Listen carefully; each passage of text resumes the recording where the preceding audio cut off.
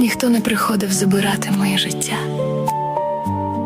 Я сама роздавала його по шматочку.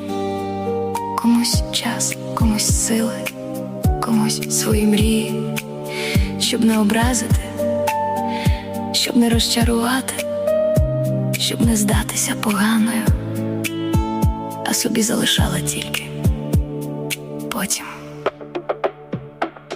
А справжня жінка – це не та, що всім годила, та розгубила лиш себе між тисяч справ. Не та, що мовчки в своїм серці біль хранила, щоби ніхто про нього геть не знав.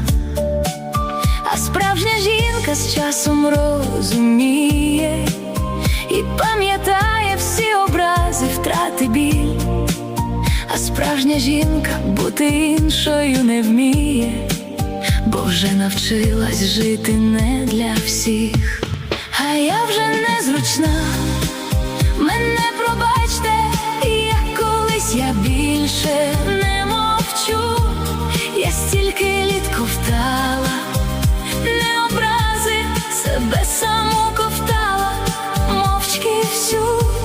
Ламали мене власні заборони. Терпи, так треба, краще вже не буде. Вдягали всі на голову корони, нав'язували істини облудні.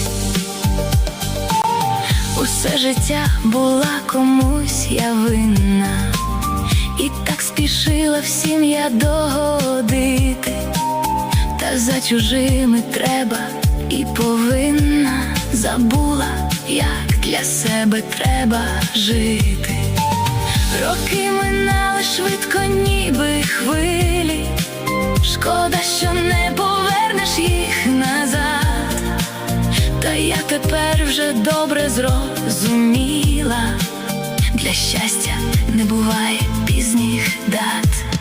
А я вже незручна, мене пробачте, як колись я більше не мовчу.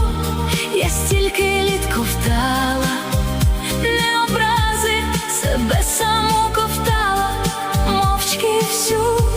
Ламали мене власні заборони. Терпи, так треба, краще вже не буде. Вдягали всі на голову корони, нав'язували істини облудні.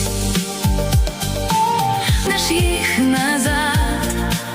Та я тепер вже добре зрозуміла, для щастя не буває пізніх дат.